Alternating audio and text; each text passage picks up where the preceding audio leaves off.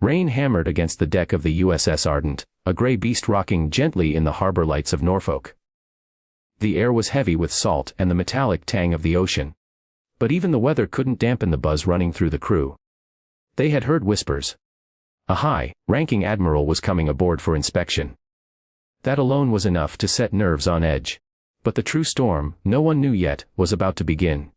Chief Petty Officer Daniel Cole stood at the end of the formation line, his posture straight, his uniform crisp, but his mind elsewhere. His left hand trembled slightly. The remnants of old nerve damage, a souvenir from a war most people had forgotten. He wasn't supposed to be here, not anymore. After 12 years, 2 tours, and one devastating ambush that stole both his wife and his career, he'd chosen a quiet life with his 8-year-old daughter, Lily. But life had other plans. Cole. The petty officer beside him muttered under his breath. You okay, man? You look like you've seen a ghost. Daniel gave a faint, humorless smile. Maybe I have.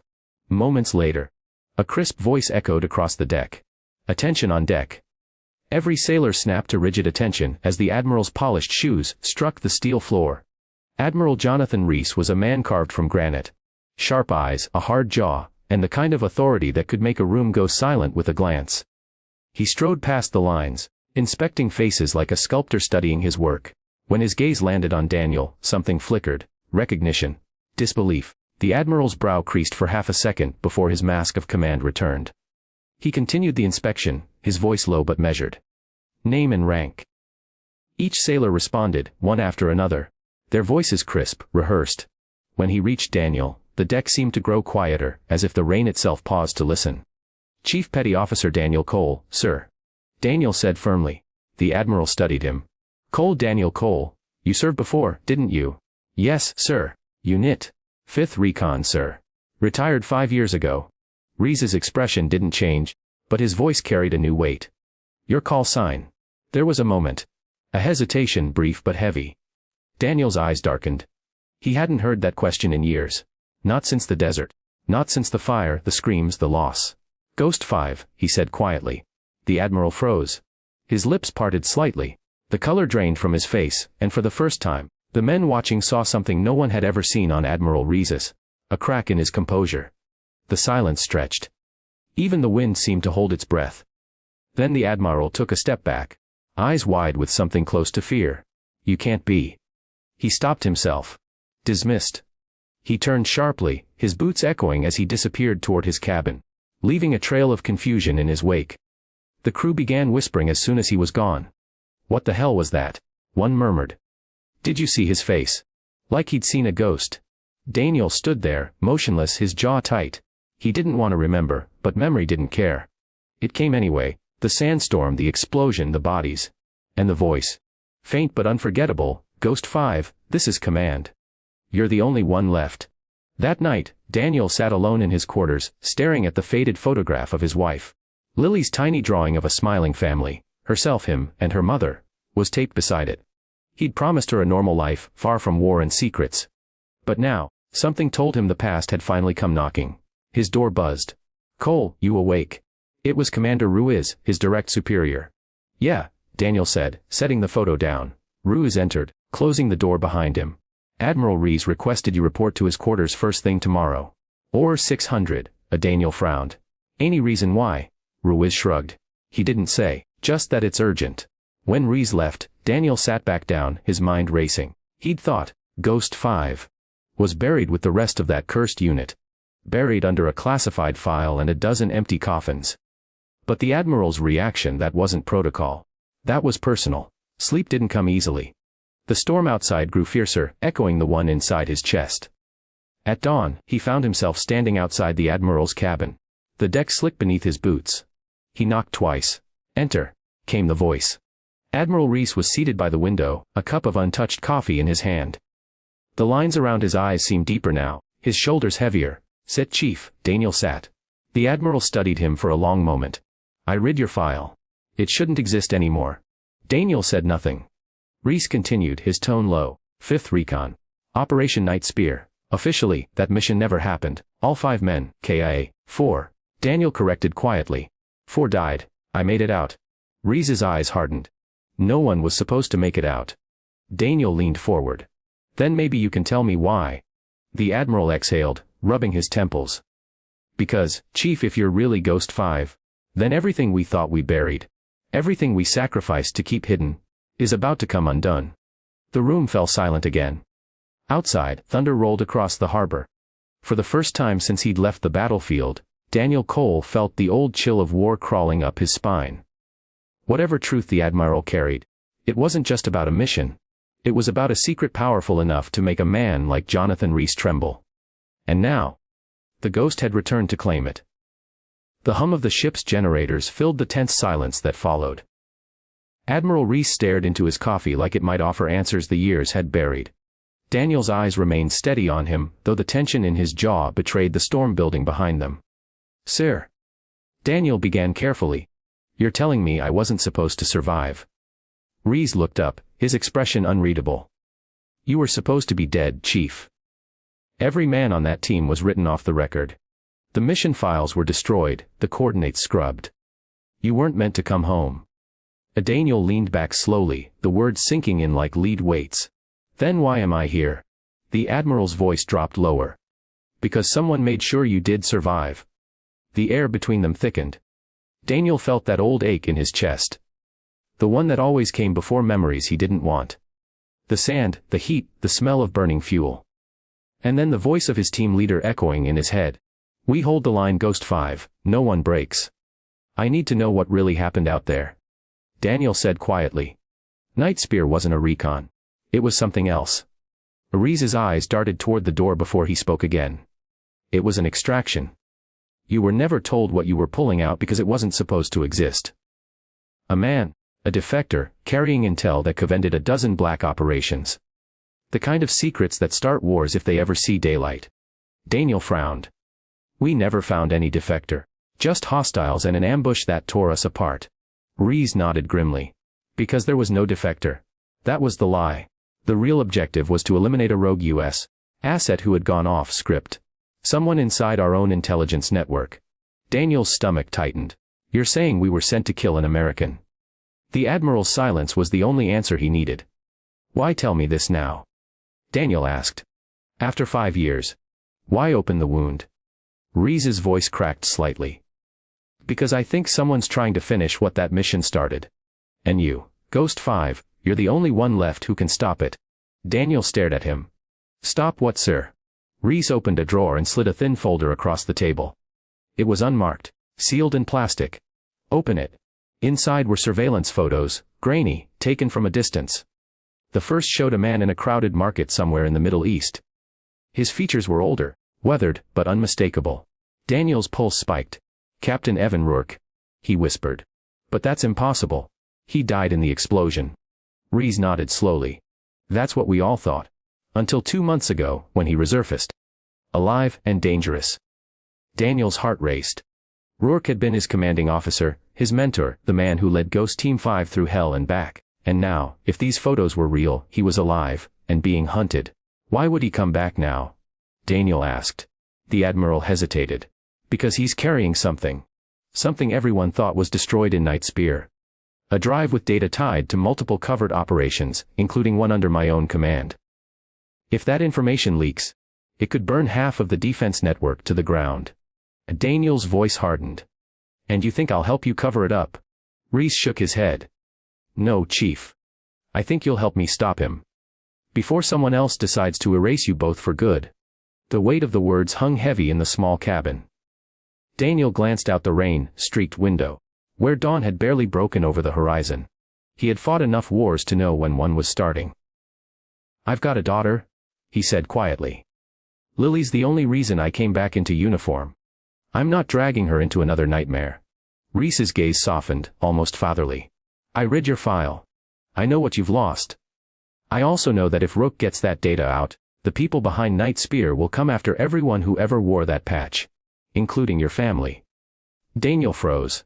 Are you threatening me, sir? Rhys's jaw tightened. I'm warning you. The people we're up against don't play by the book. If you don't act, they'll come for you whether you fight or not. Daniel stood, his chest heaving. The Admiral's words echoed like a gunshot in his head. If you don't act, they'll come for you. He turned toward the door. I'll think about it. Do more than that. Chief, Reese said quietly. Do it for your little girl. Outside, Daniel gripped the railing, the cold wind biting his face. The storm had eased, but the sea below still churned. He looked out over the horizon, the sky bruised with dawn. Somewhere out there, a ghost from his past had come back. And if Reese was right, the war he'd tried to escape was about to find him again. That evening, back in his small off-base apartment, Lily ran into his arms the second he opened the door. Her laughter filled the silence that had haunted him all day. "Daddy, you're home early," she chirped, showing him a crayon drawing she'd made at school. A stick-figure family standing under a bright sun. Daniel forced a smile. "Yeah, sweetheart. I missed you." But as he tucked her into bed, the image of Rourke's face burned in his mind. The ghosts of Night Spear had risen, and now they were coming for his life. The life he'd rebuilt for her. When Lily finally drifted off to sleep, Daniel sat by the window, the folder still in his hand. He flipped through the photos again, his pulse unsteady. The last image wasn't of Rourke. It was of him. A recent shot taken outside Lily's school. Someone had been watching them. Daniel's blood went cold. And in that moment, he knew. Whatever this was, it had already begun. The night air outside Daniel's apartment was thick with humidity and unease. He sat in the dim glow of a single lamp, the folder spread open across the table. Each photograph was like a shard of broken glass. Painful to touch, impossible to ignore. The image of Lily's school haunted him most. Whoever had taken it knew where he lived, where his daughter went to class, what hours she came home. That wasn't surveillance. It was a threat. He pulled his phone closer and hesitated before dialing.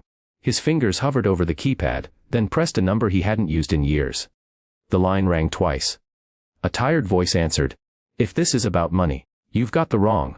"It's Cole," Daniel interrupted. "Ghost 5. Silence. Then a low whistle. "Holy hell, I thought you were dead." "Yeah," Daniel said grimly. "So did I." The voice on the other end belonged to Marcus Hale. His old spotter, Ghost 3, one of the few men who had made it out of Night Spear's chaos alive, or so Daniel had thought. Hale had vanished after the mission, went underground, and never resurfaced. "Where are you calling from?" Hale asked sharply. "Norfolk. Still in service. Under a new command." "Then hang up." Hale hissed. "They'll trace this. You shouldn't have reached out. Night Spear's not over. You have no idea what you've just stepped into." Daniel's pulse quickened. "Rourke's alive, Marcus. I saw the proof." There was a pause, followed by a sharp exhale. "Damn it. I told myself he wouldn't be that reckless." "Listen, Cole. If Rourke's surfaced, it means he's got the drive. And if he's got the drive, they're already coming for him. And you." "Who's they?" "The ones who set us up. The ones who buried our unit and called it a collateral damage. I don't know who they are exactly. Black budget types, deep intel. But they've got reach, man. Global. If you're in uniform again, you're on their radar." Daniel rubbed his temples. "I didn't ask for this. I've got a daughter now. I'm not getting dragged into another war." "You don't get to choose," Hale said flatly. "They'll come for what you know. And if they can't find Rourke, they'll use you to draw him out." Daniel felt his stomach knot. "Then we find him first." Hale laughed bitterly. "You always did have a death wish, Ghost 5. The call ended with a short burst of static. Daniel leaned back, exhaling hard. For a moment the apartment felt impossibly quiet. The clock ticked. Lily shifted in her sleep down the hall. Every sound seemed amplified by the paranoia creeping under his skin. He checked the window, dark, calm, ordinary. But when he looked again, a flicker of movement caught his eye. Across the street, under a lamppost, a black sedan sat idling, its headlights off. Daniel's instinct screamed. He moved fast, grabbing his duffel bag and pulling out the old M9 pistol he'd kept locked away since discharge. The metal was cold, familiar. He loaded it silently, chambered around, then turned off the lamp. Through the window's reflection, he saw the faint glow of a phone inside the car. A silhouette lifted something. A camera lens, maybe. He picked up his phone, dialed a number he prayed still worked. The voice on the other end answered instantly. "Commander Ruiz." "It's Cole," he whispered. "You need to send someone to." Glass shattered. The window exploded inward as a silenced round whizzed past his head. Daniel dropped to the floor, grabbed the pistol, and rolled behind the couch. "Cole. What the hell's happening?" Ruiz barked through the phone. "Contact." Daniel hissed. "They found me." He crawled low, peering toward the window. Two figures in tactical gear were moving up the fire escape, their faces hidden behind black visors. These weren't thugs, they were trained. Professional. Daniel fired once. A clean shot through the glass. One of the men ducked, the other returned fire. Controlled bursts, suppressive. The sound was muted, but the intent was deadly clear. "Daddy." Lily's small voice froze him. She stood in the hallway, clutching her stuffed bear, eyes wide with confusion and fear. "Lily, down!" he shouted, diving toward her. He scooped her into his arms, sprinting toward the bedroom closet. "Close your eyes, sweetheart." The doorframe splintered as another shot rang out. He kicked the closet open and pushed her inside. "Don't move, no matter what happens. Daddy's right here, okay?" But tears welled in her eyes, but she nodded. Daniel turned, gun raised. His pulse slowed, the old soldier taking over. Years of training replaced panic with precision. As the first assailant entered the apartment, Daniel fired twice, both shots center mass. The figure dropped silently. The second man froze in the doorway. Then bolted for the fire escape. Daniel didn't chase. He locked the door, breathing hard. His apartment smelled of gunpowder and fear. Moments later, the wail of distant sirens broke the silence. Ruiz must have dispatched security. Daniel leaned against the wall, clutching his side where glass had nicked him. Blood trickled down, warm and sticky. He went to the closet and opened it slowly. Lily was still inside, trembling. "It's over, baby," he whispered, pulling her into his arms. "It's okay. Daddy's got you." But it wasn't over. He looked down at the fallen attacker. No name, no insignia, just a patch on the sleeve. Black and silver. A falcon clutching a lightning bolt. Daniel's breath caught. He'd seen that emblem before. It was stamped on the confidential mission brief from Night Spear. The same one Reese told him had been destroyed. As the police arrived, lights flashing across the shattered glass. Daniel stared out into the night. He knew what this meant. The ghosts weren't coming. They were already here. And they weren't stopping until Ghost 5 was buried for good. The flashing red and blue lights painted the rain-soaked street outside Daniel's apartment in harsh, stuttering colors. Officers moved methodically through the scene, cordoning off the area, photographing the shattered window, tagging shell casings. To any observer, it looked like a random break-in gone wrong. But Daniel knew better. Inside, Lily sat on the couch wrapped in a blanket, sipping cocoa handed to her by a kind-faced paramedic.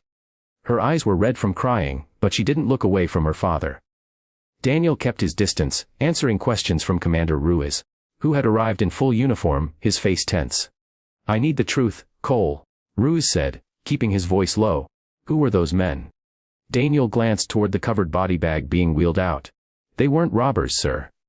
They knew exactly who they were coming for." "You're telling me this was a hit?" Daniel nodded grimly. "And not the first one." He pulled a folded piece of cloth from his pocket. The patch he'd ripped from the attacker's arm. Ruiz took it, examining the emblem under the dim light. "A falcon and lightning bolt," Ruiz murmured. "Never seen it before." "You wouldn't," Daniel said quietly. "It's Black Ops. Unit designation, Zephyr Division. They operated under strategic command, but off the books.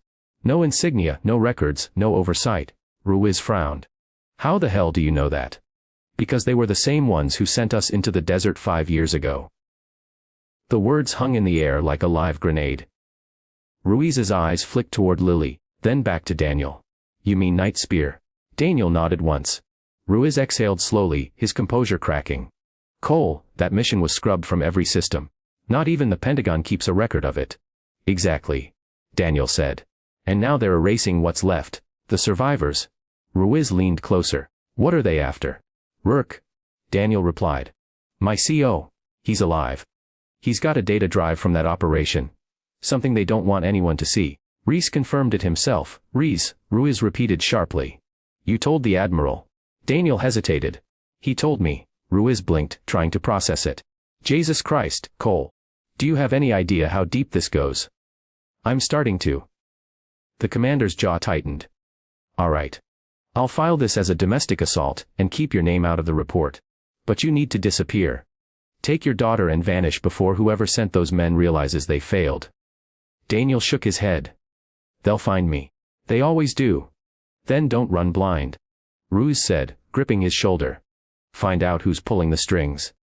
If you're right about Rourke, he's the only one who can tell you what's on that drive. And why it's worth killing for." Daniel's eyes hardened. "Then I find Rourke first." By sunrise, Daniel had packed what little they could carry. Cash, IDs, Lily's favorite toy, and a service pistol he kept locked in the glove box. He strapped Lily into the back seat of the old truck and started driving. The city faded behind them, swallowed by morning fog and uncertainty. "Where are we going, Daddy?" Lily asked softly, holding her stuffed bear close. "To visit an old friend," he said, forcing a calm smile. "Just for a few days." Her small voice trembled. "Are the bad men coming back?" Daniel's chest tightened. "Not if Daddy can help it." They drove for hours, through stretches of forest and highway until the skyline gave way to rolling fields. Daniel's mind worked constantly, replaying every word from Reese, every clue from Hale, every shadow that felt a little too close. He finally stopped at a run-down gas station on the outskirts of Richmond. While Lily napped in the truck, he stepped aside and dialed the encrypted number Hale had given him. The line clicked. "You're alive," Hale said, relief cutting through his rough tone. "Heard about the hit. You okay?" "Barely," Daniel said. "They found me faster than I expected. One's down, the other got away. Then you've got maybe 48 hours before they triangulate again. These people don't miss twice. I need Rourke's location." There was hesitation. "You sure about that, brother? You find him, there's no going back." Daniel looked at his reflection in the dusty window. His eyes tired, haunted. "There's nothing to go back to." Hale sighed. "Last I heard, he was spotted near Annapolis. Using the alias Walker. He's got help. Locals, maybe mercs. If you're going after him, watch your six. Rourke's not the same man you remember. Neither am I." The line went dead. Daniel slipped the phone into his jacket and returned to the truck. Lily stirred, rubbing her eyes. "Daddy, are we there yet?" "Almost," he said softly, starting the engine. As they pulled back onto the road, the first rays of sunlight pierced the horizon. But the warmth didn't reach him. The Falcon insignia haunted his thoughts. The last time he'd seen that symbol was on a crate deep in the desert. A crate they were ordered to secure at all costs. Inside, he remembered, wasn't a weapon. It was data. Sensitive, encrypted, and tagged with a single word burned into his memory: Zephyr. Now, the same mark had returned, carved into the sleeve of a killer standing in his home. He gripped the wheel tighter. The only way to keep Lily safe was to finish what Night Spear started. To find Rourke, uncover the truth, and destroy whatever nightmare they had unleashed. As the truck wound down the coastal road, he didn't notice the black SUV merging onto the highway half a mile behind him. Inside it, two figures watched him through binoculars. "A's on the move," one said into a radio. A voice crackled back, cold and metallic, "Maintain distance. No engagement until confirmation. The ghost will lead us to the target." The driver nodded, eyes narrowing. "Copy that. Ghost 5 just became our compass." And with that, the hunt continued, one ghost chasing another, with a daughter's life hanging in the balance. The salt air tasted of iron and urgency as Daniel drove the last stretch toward Annapolis. The streets narrowed, marinas crowded with sleep-drunk yachts, and gulls argued overhead. He let Lily nap in the passenger seat. Her small body curled like a question mark against the seatbelt. So fragile that for a moment, he imagined setting the truck down and walking away, letting someone else carry the weight. He didn't. He never had. He parked near a run-down boathouse 2 blocks from the harbor and stepped out, letting the engine idle. Hale's directions had been sparse and delivered in half. Whispered panic. "Look for the leaning mast, the blue tarp," he'd said. "Walker likes shadows and empty docks." The name felt wrong in his mouth. Walker. Rourke had always been Captain Evan Rourke to him, steady. Sardonic, the kind of man who drank his coffee black and told stories about faraway coasts like they were maps to another life. Now, standing beneath a sagging sign that flapped in a lazy breeze, Daniel saw a blue tarp tied over a small sailboat, tied off with rope frayed from too many storms. He moved like a man walking underwater. Careful of each step, cataloging exits, counting shadows. The place smelled of diesel and algae. "A van," he called softly. The tarp shivered. A hand, thick-scarred, pushed the edge aside. Rourke's face peered out, older than Daniel remembered. Cheeks hollowed by nights without sleep, he blinked. For a moment, the two men simply looked at each other, ghosts measuring ghosts. "Ghost 5. Rourke said. And the nickname hit Daniel like a thrown stone. "Took you long enough to find me." Daniel's mouth went dry. "You shouldn't be here." Rourke laughed. A short, humorless sound. "Neither should you. Sit." They sat on a crate, the creak of wood loud as thunder in the hush between them. You have the drive? Daniel asked. Rourke's eyes flicked to the tarped boat. Then he shrugged. I have pieces. I have names, dates, a ledger you wouldn't believe. It's not a single drive anymore, they knew what to target. I split it up, fed it to people I could trust. People who owed me something. That's why I'm alive. If you split it, how do we stop them? Daniel whispered. They're killing people who know nothing more than a patch shape. Rourke's jaw tightened. They're not killing at random. They're methodical. Zephyr Division, those bastards, are cleaning house. They want absolute control. They'll bury anyone who can point back to them. That includes you, Cole. That includes Lily. Daniel felt the air thin. Reese told me. He said if that data leaks it'll burn half the network down. That sound about right. Rourke's gaze sharpened. Guilt and defiance warring behind his eyes. Reese knows. He's been trying to keep it from igniting an all-out purge. But there are factions who would prefer a scorched earth. People who started Night Spear want silence. People who benefited from what we did want our mouths closed. How deep? Daniel asked. Into procurement, into off-the-books contracts. Into operations that never had oversight. Orders signed with a pen stroke and a promise. Men who made fortunes off blood. Rourke's voice was ragged. And a name. An endnote on a work order that links back to a private firm in Virginia, and to a contractor who once sat on a board with Reese. Daniel's breath hitched. Reese's face flashed in his mind. Stone, then the momentary fissure when Daniel had said his call sign. You mean the Admiral? Rourke's fingers curled into a fist. I won't accuse. Not yet. But there are ledgers names, if they get out. Then why not hand them to the press? To Congress? Daniel asked. Why play hide and seek? Rourke's eyes were tired but bright. Because the people who benefit own the press, plant the papers, and sit in the seats that matter. We tried that route. The doors closed. We didn't know who to trust. So I split what I could and trusted the only currency I had left. People. The harbor's gulls screamed like an alarm, and the wind pushed a cold finger toward the two men. Daniel felt exposed and ancient all at once. Then the sound came. The subtle crunch of gravel that meant footsteps not meant to be there. Rourke's head snapped up. We're compromised. From the alleyway came the soft click of a suppressor being readied, then a voice that matched the cold Daniel had started to recognize in recent weeks. Captain Rourke. Ivan. Rourke stood slowly. You found us, he said. A figure stepped into the gray light. Not a Zephyr patch on his sleeve, but something worse: civilian clothes, a crisp jacket, and an ID badge dangling from his neck. A contractor ID from the firm Rourke had mentioned. His smile was practiced calm. Agent Mercer, the man said. His eyes were flat. Hard to believe you're still causing trouble. Daniel's hand moved to his holster, but Rourke held up a hand. He's not one of them. He murmured. At least not yet. Agent Mercer's gaze turned to Daniel. You're Ghost 5, aren't you, Daniel Cole? Surprising what a uniform triggers. You should have stayed buried. Chief. Why are you here? Daniel demanded. To make sure the data doesn't leak, Mercer said simply. Our clients have interests that must be protected. People in high places who cannot have their names smeared. We prefer to contain rather than obliterate. But we do both when necessary. Rourke's laugh was a broken thing. You'll lie for them and call it protection. Mercer's smile widened like a blade. I'll do what's required. In a motion too quick for Daniel to fully parse, Mercer reached into his coat and produced a small, black device. A light. And the boat's tarp was already fluttering as two figures in the shadows took positions. Zephyr operatives in unmarked vests, weapons trained. Rourke didn't flinch.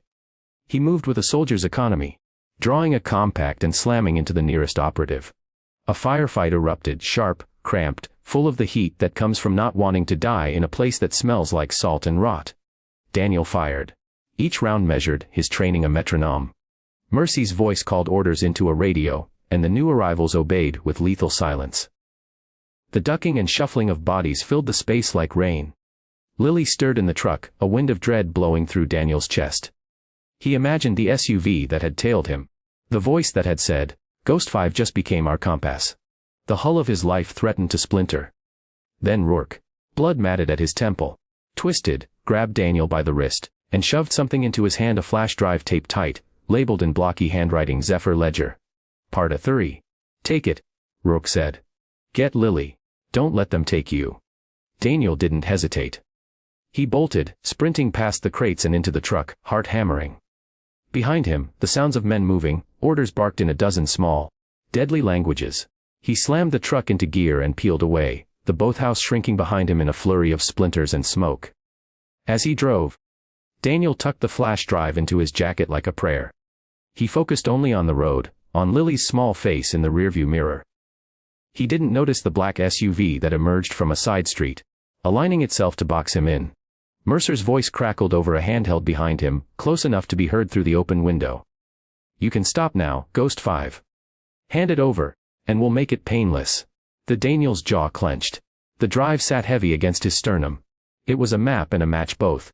Dangerous and necessary. He drove on. The highway blurred under the truck's tires, rain slashing sideways in sheets of silver. The wipers beat a desperate rhythm, struggling to keep pace with the storm. In the back seat, Lily slept again, exhausted from hours of fear, her small hand still clutching the stuffed bear that had survived bullets and fire. Daniel's eyes flicked between the road and the rearview mirror. The black SUV stayed 2 car lengths behind, unwavering. Every time he turned, it turned. Every lane change, every exit, always there. He gripped the wheel tighter. "They're hurting me." He glanced at the flash drive on the passenger seat. The last piece of the puzzle. Rourke's voice echoed in his mind. "Don't let them take you." He reached for his phone and hit Hale's number. Static answered. Then, "Cole, you alive?" "Barely," Daniel rasped. "They've got Rourke. Or worse, I've got the drive." "Listen," Hale said, urgency crackling through the interference. "You can't run forever. There's a journalist, Eliza Tran, independent. She's been tracking Zephyr contracts for years. If anyone can expose this, it's her. But you need to get that data to her in person." "Where?" "Safe house near Arlington.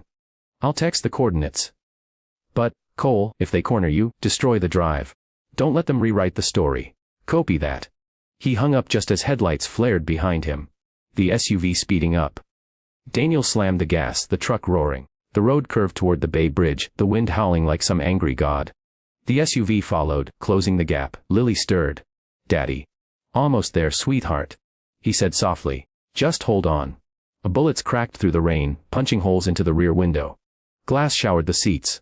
Daniel swerved, tires screaming on wet asphalt. "Daddy!" Lily cried, covering her ears. He jerked the wheel, veering onto the shoulder. The SUV rammed him, metal crunching. The truck fishtailed. Then Daniel saw it. A construction ramp to the left, leading down toward the underpass, half flooded with rainwater. He turned sharply. The truck jolted off the main road, splashing through mud and water, headlights slicing the dark. The SUV followed, its engine snarling. Daniel cut the lights and swerved behind a line of freight containers abandoned near the docks. He threw the truck into park, grabbed Lily, and ran. They ducked under a container, huddled in the shadows. The rain came down in torrents, drumming against steel. Lily's voice trembled. "Daddy, are we gonna die?" Daniel pressed a hand to her cheek. "Not tonight. Not while I'm here." He reached into his jacket, pulled out the flash drive, and looked at it. So small, so ordinary. People had died for this. His team, his wife, maybe even Rourke. And now Lily's life hung on whether he could keep it safe for another hour. Footsteps crunched outside. Voices, 2, maybe 3. Flashlights cutting through the mist. Daniel took a breath and whispered, "Close your eyes, baby. Don't open them until I say." She obeyed. He moved like a shadow, every motion silent and calculated. One man rounded the container, rifle up. Daniel grabbed his arm, twisted, and drove his elbow into the man's throat. The guard fell, gasping. Daniel caught the silencer before it hit the ground. Another figure appeared, Mercer. "Chief Cole," he called. Calm even in the rain. "End it here. You've done enough damage." Daniel stepped out, gun raised. "You don't get to decide when it ends." Mercer smiled faintly. "You think you're saving anyone. You think that file changes the world. It doesn't. It just burns everyone. You, your daughter, even your Admiral. None of you walk away clean." Daniel's jaw tightened. "Maybe not. But at least the world will see what you are." A Mercer sighed, leveling his pistol. "Ghost 5 dies tonight." A crack of thunder drowned the first gunshot. Daniel dropped to one knee, firing twice. One round grazed Mercer's arm, the other shattered a container lock behind him. Steam and dust filled the air. Daniel dove sideways, landing hard. His shoulder screamed in protest. The flash drive skittered from his pocket, landing in a puddle. Mercer lunged toward it. Only for a second round of gunfire to erupt from the darkness. The bullet hit Mercer square in the chest. He stumbled back, shock frozen on his face before collapsing. From the shadows, Admiral Reese stepped forward. Rain streaming off his coat, pistol steady. Daniel's heart pounded. "You followed me." Reese nodded. "I had to. You were never supposed to carry this burden alone." "You sent Zephyr," Daniel accused. "You started this." Reese's face tightened. "No. But I signed off on the budget that created them. I thought I was protecting our country. I was wrong." Daniel stared at him, disbelief and anger fighting inside him. "Then fix it." Reese stepped closer, holding out his hand. "Give me the drive. I'll make sure it gets to the right hands." Daniel looked into his eyes. The same eyes that had gone white when he said, "Ghost 5. There was regret there, yes.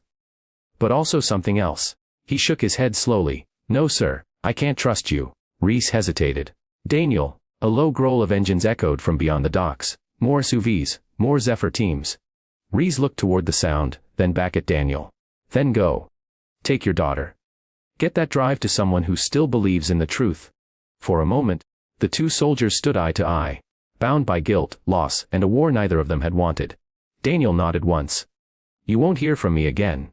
"I know," Reese said softly. "Ghosts never stay." Daniel turned, grabbed Lily, and ran for the truck. The rain had turned into a downpour, the world a blur of lights and noise. Behind him, gunfire erupted again. Reese buying them time with the last of his penance. By dawn, Daniel crossed into D.C., the city skyline glowing faintly through the mist. Lily slept against his shoulder. Safe for now, he parked beside a small, nondescript diner. The Rendezvous Hale had marked. A woman sat inside, sipping coffee, a folder beside her. Eliza Tran. He slipped the flash drive into an envelope and handed it to the waitress. "For the woman in the corner. Tell her, Ghost 5 delivers." The waitress nodded. As the first rays of morning cut across the horizon, Daniel lifted Lily into the passenger seat. The radio crackled faintly, news of an explosion at a naval storage facility in Norfolk. No survivors. Reese, he thought. He did it. Lily stirred, blinking awake. "Daddy, where are we going now?" Daniel smiled faintly. "Somewhere quiet.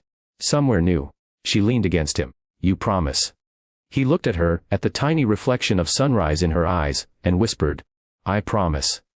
The truck rolled away, merging with the hum of morning traffic.